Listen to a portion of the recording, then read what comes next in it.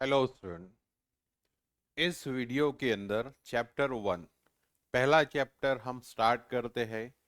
और जिसके अंदर क्या करना है हमको कि लैंग्वेज के बारे में, कंप्यूटर लैंग्वेज के बारे में थोड़ा सा हमको समझना है कि ये कंप्यूटर के साथ वर्क कैसे करता है। ठीक है। तो देखो, कंप्यूटर लैंग्वेज क्या है? फॉर्मल लैंग्वेज है। किस लिए इसका यूज होता है? To communicate computer with computer. ठीक है।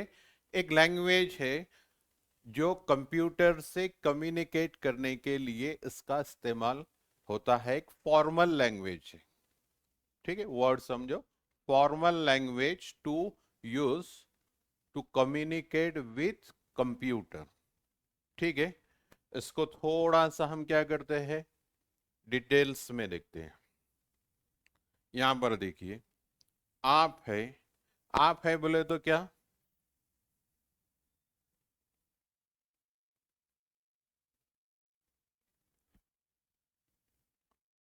यूजर है। आप यूजर हो गए। यहां पर कंप्यूटर है।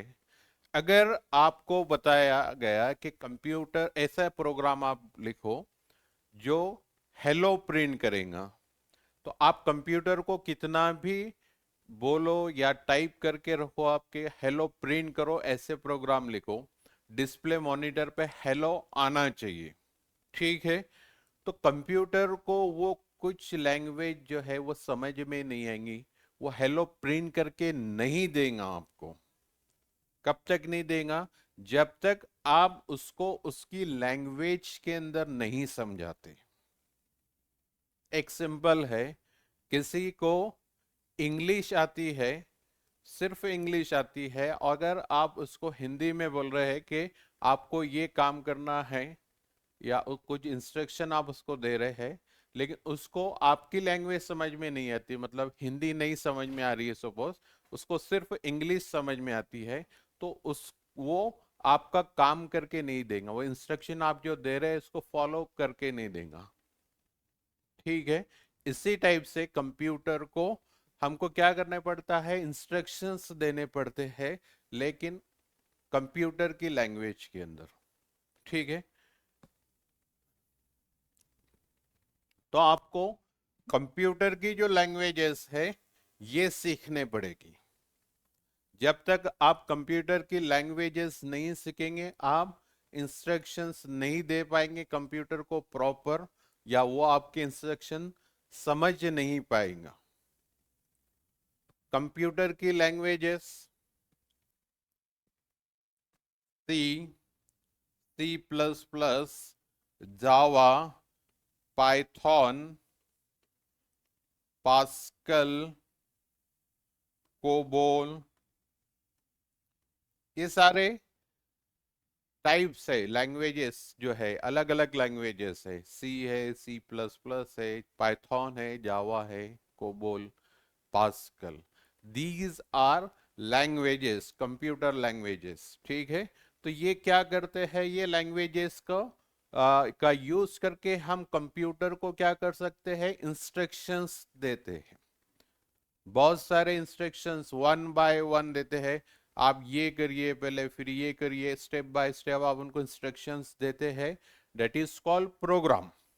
वो पूरे जो इंस्ट्रक्शंस देते हैं, मतलब आप प्रोग्राम बनाते हैं लैंग्वेज के अंदर, और फिर वो प्रोग्राम जब आप रन करेंगे, कंप्यूटर वो लैंग्वेज को समझेगा और फिर आपके इंस्ट्रक्शन को सुनेगा और वो एग्जीक्यूट करेगा, रन करेगा प्रोग्राम को, और जो जो आपने उसको इंस्ट्रक्शंस दिए वो कर कर देगा आपको मॉनिटर के ऊपर।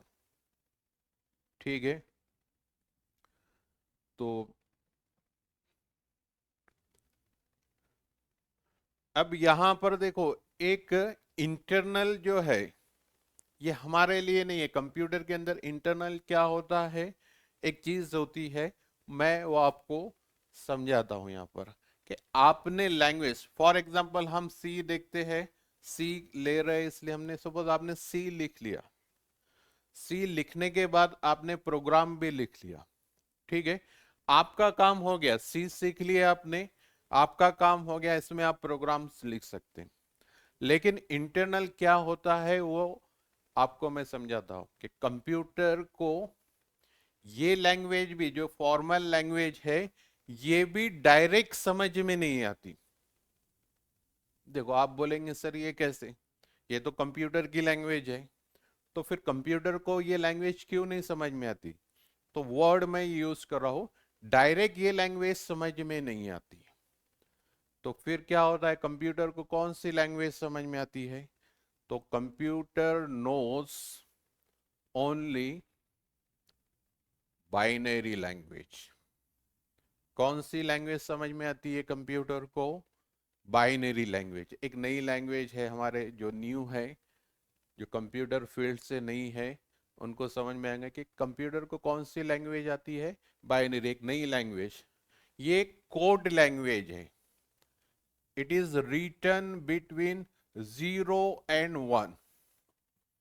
0 और 1 का कॉम्बिनेशन कर कर ये लैंग्वेज बनती है, कोड लैंग्वेज है, मशीन लैंग्वेज है।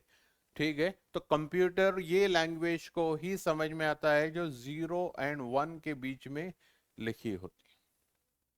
तो आप जो इंस्ट्रक्शंस देते हैं कंप्यूटर, जैसे सी में आपने प्रोग्राम लिखा, तो वो प्रोग्राम जो है ये कन्वर्ट करता होता है किसके अंदर?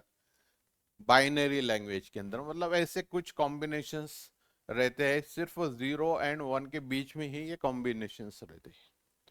तो ये आपका प्रोग्राम कन्वर्ट होता है। यहां पर देखो थोड़ा सा समझने के लिए आपने सी लैंग्वेज में क्या किए, प्रोग्राम लिखे। कंप्यूटर को कौन सी लैंग्वेज समझ में आती है? Binary language. तो इसका जो कोड है ये ट्रांसलेट होता है। ट्रांसलेटर क्या करता है? ट्रांसलेट करता है, कन्वर्ट करता है, आपके सी के प्रोग्राम को कन्वर्ट करता है बाइनरी लैंग्वेज के कोड के अंदर। और फिर कंप्यूटर इसको फॉलो करता है। मतलब सिर्फ आपकी लैंग्वेज तो रहती है, आपके इंस्ट्रक्शंस तो रहते हैं, लेकिन वो ये फॉर्म में समझता है, इसलिए ट्रांसलेटर क्या करता है, इसको उसकी लैंग्वेज के अंदर ट्रांसलेट करता है। हमने देखे, सपोज एक पर्सन है, इसको जापानीज आती है खाली, और एक दूसरा पर्सन है इसको सिर्फ इंग्लिश आती है। तो आपको अब जापानीज वाले को इनको कुछ इंस्ट्रक्शंस देने हैं, तो ये तो देंगे उनकी जापानीज लैंग्वेज में।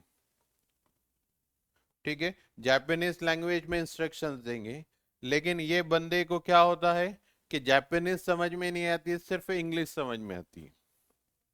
समझो, ये आप हो गए, ये कंप्यूटर हो गया, इसको सिर्फ जापानीज लैंग्वेज आती है, इनको इंग्लिश आती है सिर्फ। तो फिर आपको क्या लगता है, बीच में एक ट्रांसलेटर लगता है, गाइड लगेगा। अब गाइड जो है वो क्या करेगा, जापानीज लैंग्वेज इनसे लेगा और उसको ट्रांसलेट करके इंग्लिश के अंदर यहां पर समझाएगा, इनको समझाएंगे। अब इसके अंदर एक बात याद रखो आप, कि जो बीच में ट्रांसलेटर रहता है उसको दोनों लैंग्वेज आना चाहिए। उसको जापानीज भी आना चाहिए और उसको इंग्लिश भी आना चाहिए। तभी वो क्या करेगा, जापानीज समझेगा और उसको ट्रांसलेट करके देगा इंग्लिश के अंदर। समझ में आ गया? थोड़ा सा और इसको थोड़ा, अगर आपको लगता है कि कुछ कंफ्यूजन है तो उसको समझने के लिए मैं आपको थोड़ा सा एग्जांपल लेके समझाता हूँ। सी लैंग्वेज को ट्रांसलेट करने के लिए कंपाइलर यूज होता है। यानी क्या होता है कि एक कंपाइलर आएगा, जैसे हम सी के प्रोग्राम लिखेंगे तो हम वर्ड, एक्सेल, नोटपैड में नहीं टाइप करेंगे, उसका बाकायदा क्या आता है, कंपाइलर आता है, एडिटर आता है, उसमें प्रोग्राम टाइप करेंगे और फिर हम प्रोग्राम को क्या करेंगे, कंपाइल करेंगे। कंपाइल क्या करेगा कि उसमें अगर कुछ एरर्स है वो निकालने के बाद जो है उसकी एक फाइल बनाएगा, उसको कन्वर्ट कर देगा बाइनरी कोड के अंदर। कंपाइलर का यूज, ये हमारा क्या हो गया, कंपाइलर ट्रांसलेटर हो गया। ठीक है, तो आपको ये इतना डीप में समझने की जरूरत नहीं है या कंफ्यूज होने की जरूरत नहीं है, आप तो ये लैंग्वेज सीखने वाले हैं। लेकिन अगर हम लैंग्वेज सीख रहे हैं तो हमको ये पता होना चाहिए कि आपको प्रोग्राम इंटरनली कंप्यूटर कैसे रन करता है। तो अब देखो क्लियर रखना है कि हम जो कोड में लिखेंगे, सी में प्रोग्राम लिखेंगे, कंपाइलर के अंदर ये आगे यूज होगा, आपको समझ में आएगा। कंपाइलर में आप प्रोग्राम लिखेंगे, उसको कंपाइल करेंगे, कंपाइल करने के बाद वो क्या करेगा, उसको कन्वर्ट कर देगा ऐसे कोड्स में, बाइनरी कोड में। ये हमको दिखेंगे भी नहीं, ये सब इंटरनल सब वर्क होगा, और फिर कंप्यूटर इसको समझेगा और जो इंस्ट्रक्शंस है वो फॉलो अप करेगा। ठीक है।